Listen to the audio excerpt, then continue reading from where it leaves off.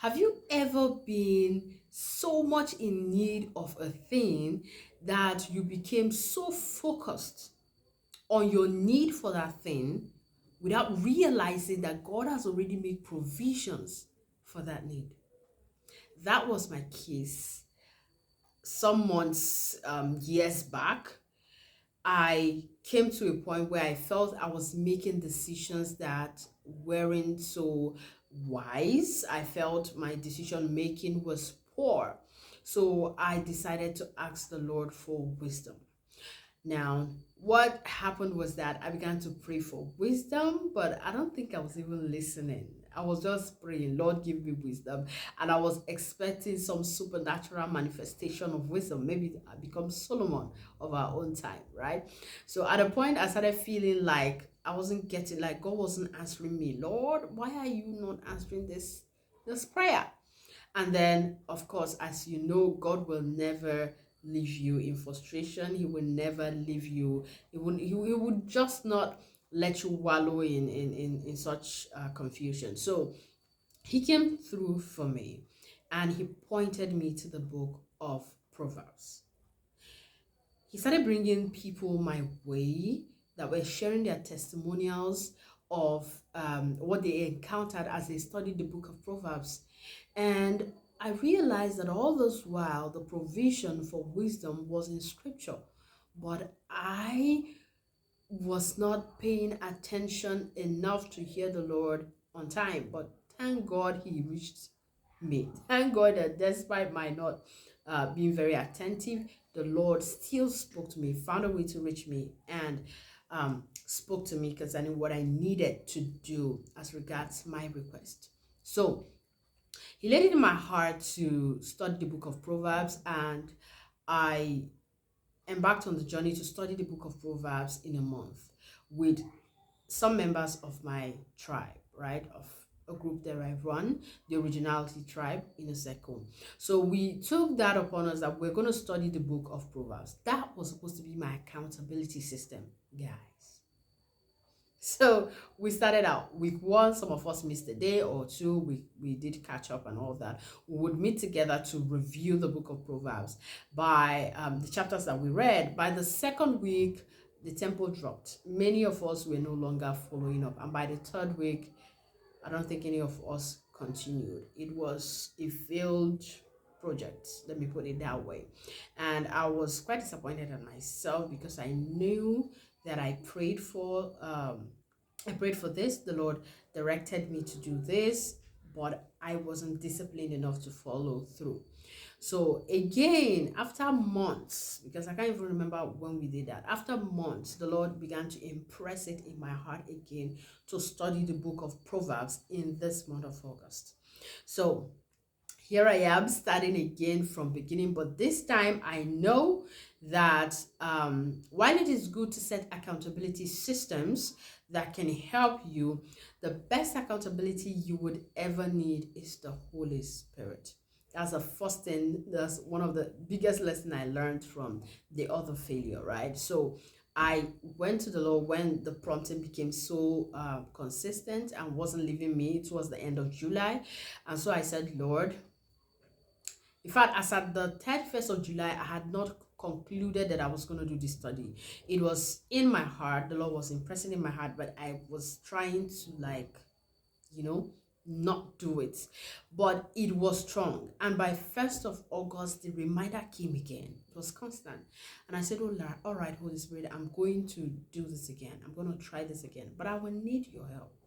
Because on my own, I don't think I can complete this, but I know that with your help, I will be able to stay accountable, and I'll be able to stay to study all through and see what you have for me in the books of Proverbs. So this is me starting my journey. I started yesterday, actually. So I will be showing up here to share lessons that I have learned in my study, in the hope that someone out there will learn from what I have learned, or we pick up the challenge and also study and be blessed by it. So I study with the New King James Version. That's what I use to study. And then I use my phone for cross-referencing. I have the YouVersion Bible app in my phone, and I use it to check out other versions, and study. Yes, I also have this Bible, this other app I have in my phone. I've forgotten the name.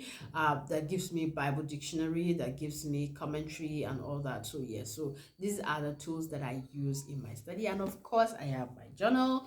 It doesn't have to be something very fancy.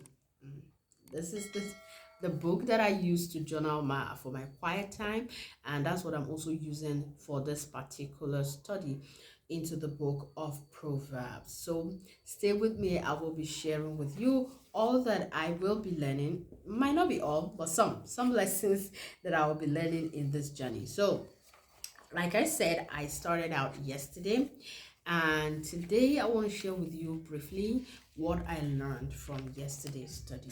The videos are going to be short. This will probably be the longest of all the videos. I don't know, but this is probably going to be the longest.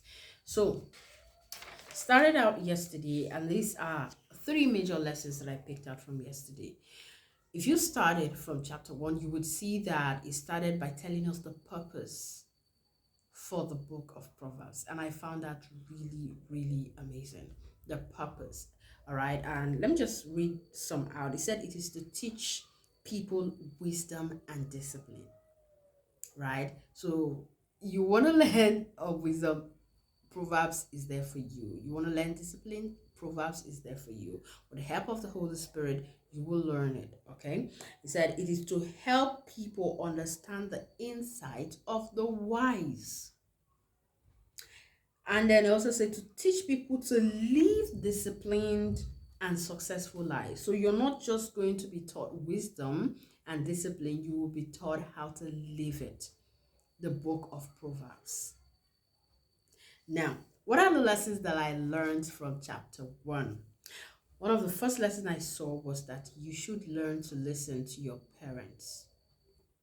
Learn to listen to your parents. Number 2 is that you should learn to say no when sinners entice you. Number 3 is that you should learn to listen to wisdom. Learn to listen to wisdom. Of course, now when you hear things like listen to your parents, we know that the Bible is very, very strong on children obeying their parents. And we know that our parents are advanced in age, they've experienced life, so they certainly have some words of wisdom that will help us, especially if your parents are children of God. Yes, especially if your parents are children of God. Learn to listen to your parents. No matter how wise you think you are, no matter how knowledgeable you think you are, learn to listen to your parents. That's one great way to gain a lot of wisdom. And then every time sinners every time the devil wants to lure you away, he will not show you the consequences of the sin. He will not show you the consequences of what he's trying to lure you into. He will entice you. That's what the Bible even says. It said when sinners entice you, you should learn to say no. Don't say let me try. Don't say let me see. Say no from the beginning. Say no and run away. Flee. That's what the Bible is telling us. All right, so let's learn to say no, and let's learn to teach our children, our siblings, to say no every time some kind of enticement comes. Don't even say let me try it. Don't try. Say no. Once you know it's against the will and purposes of God for your life, once you know it's against the word of God, say no. Say no. Say no. The third thing that I learned was to learn to listen to wisdom. And when I heard this, I was like, what does this really mean? Listen to wisdom. And one of the things that struck my mind was sometimes when words of wisdom are coming out, the word of God is being taught. We know deep down inside our heart, we know that this is true. But we probably get offended by it, and then we want to run away immediately, or we want to put up defense or some sort of whatever. The Bible says, learn to listen to wisdom. Do not run away. Even if it hits home, like it's really hurtful, like because you know that maybe what that word of wisdom is pushing out is affecting you, you know that you're falling short of it, don't run from it. Listen to it if you really want to be wise. So these are my three takeaway from yesterday's study. How are you going to apply this to your life?